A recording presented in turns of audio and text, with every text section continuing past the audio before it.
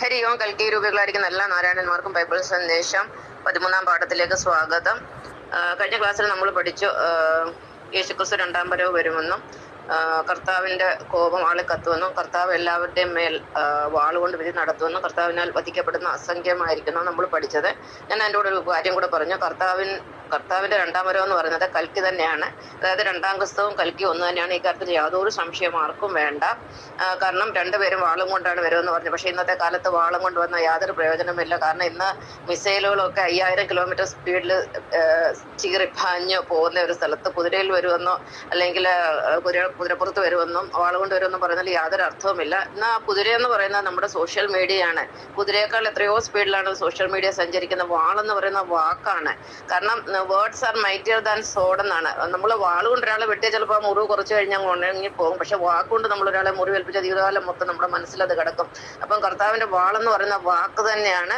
ആ വാക്കിന് ഒരു വാളിനേക്കാൾ മൂർച്ചയുണ്ട്. അതാണ് അതിന്റെ അർത്ഥം. പക്ഷെ ഇന്ന് നമ്മൾ പഠിക്കാൻ പോകുന്നത് ഒരു പ്രവാചകനും സ്വന്തം നാട്ടിൽ സ്വീകരിക്കപ്പെടുന്നില്ല എന്ന ഒരു ബൈബിൾ സന്ദേശത്തെ കുറിച്ചാണ്. ഇത് വളരെ സത്യമാണ്. ഇതിന്റെ ആദ്യത്തെ ഒരു ഉദാഹരണം എന്ന് പറയുന്നത് യേശുക്രിസ്തു തന്നെയാണ്. ഭഗവാൻ യേശുക്രിസ്തു ജനിച്ചത് ജെറുസലേമിലെ ബെത്ലഹേമിലാണ്. ജെറുസലേം പാലസ്തീനിലാണ്. അവിടെയാണ് അദ്ദേഹം ജനിച്ചത്. അതിനുശേഷം അദ്ദേഹം തന്റെ പ്രഭാഷണങ്ങളും പ്രവചനങ്ങളും അദ്ദേഹത്തിന്റെ അത്ഭുത കൃത്യങ്ങളൊക്കെ നടത്തിയത് ഇസ്രായേലിലെ നസറത്തിൽ വെച്ചാണ്. അപ്പം അദ്ദേഹം ജനിച്ച ഒരിടത്ത് അദ്ദേഹത്തിന്റെ ജന്മഭൂമി ഒരിടത്തെ, കർമ്മഭൂമി മറ്റൊരിടത്ത്. പിന്നെ രണ്ടാമത്തെ മുഹമ്മദ് നബി, അദ്ദേഹം മദീനയിലാണ് ജനിച്ചത്. അവിടുന്നാണ് കുറെ കാലം കഴിഞ്ഞ് അദ്ദേഹം മക്കയിലോട്ട് പോകുന്നത്. അപ്പം മെക്കയിൽ അദ്ദേഹത്തിന് സ്വീകാര്യത കിട്ടി.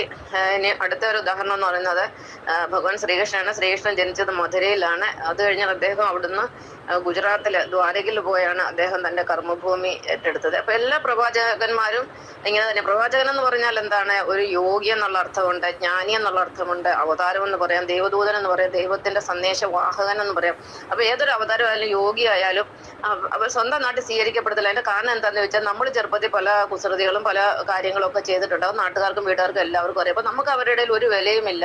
അപ്പൊ നമ്മളെ കുറിച്ച് എല്ലാ കാര്യങ്ങളും നാട്ടുകാർക്ക് അറിയാം. അവർക്ക് ഒരിക്കലും നമ്മളെ ഒരു ഗുരുവായിട്ടോ ഒരു അവതാരമായിട്ടോ ഒരു ജ്ഞാനിയായിട്ടോ യോഗിയായിട്ടോ ഒന്നും സ്വീകരിക്കാൻ കഴിയില്ല. ഇനിയിപ്പോ ഷീലായപ്പനെ എന്റെ കാര്യം അത് തന്നെ. ഞാൻ ജനിച്ച കേരളത്തിലാണ്. നമ്മുടെ നാട്ടിൽ ചെന്നാൽ നമ്മളെ കുറിച്ച് ആരും ഒരു നല്ല കാര്യം പറയത്തില്ല. പക്ഷെ നമ്മുടെ ജന്മഭൂമി അവിടെയാണ്. 26-ാം വയസ്സ് തൊട്ട് കർമ്മഭൂമി ബോംബെയിലായി. അപ്പൊ ഇവിടെ വന്നു കഴിഞ്ഞപ്പോൾ നമ്മളെ കുറിച്ച് ആർക്കും അധികമൊന്നും അറിയത്തില്ല. പിന്നെ അടുത്ത കൂട്ടുകാർക്കൊക്കെ നമ്മുടെ ജീവചരിത്രമൊക്കെ അറിയാം. എന്നാലും പൊതുവെ ആർക്കും അങ്ങനെ ഒന്നും അറിയില്ല. ഒരു ടീച്ചറായിട്ട് നമ്മൾ പഠിപ്പിക്കാൻ തുടങ്ങി നമുക്ക് അതിന്റെ അംഗീകാരം കിട്ടി. എല്ലാ കാര്യവും നമുക്ക് അംഗീകാരം കിട്ടുന്നുണ്ട്. പക്ഷെ ഇതൊരിക്കലും നാട്ടിൽ കിട്ടുകയില്ല. കാരണം നാട്ടിലത്തെ നമ്മുടെ ജീവചരിത്രങ്ങളൊക്കെ എല്ലാവർക്കും അറിയാവുന്നതാണ്. കാരണം എല്ലാവരും ജനിക്കുമ്പോഴേ ജ്ഞാനിയായിട്ട് യോഗിയായിട്ടും എന്നല്ല ജനിക്കുന്നത്. അതിനൊരു പ്രത്യേക സമയം വരുമ്പോഴാണ് എല്ലാവർക്കും എൻലൈറ്റ്മെന്റ് ഒക്കെ കിട്ടുന്നത്. എല്ലാ അവതാരങ്ങൾക്കും അങ്ങനെ തന്നെയാണ്. നന്ദി, നമസ്കാരം.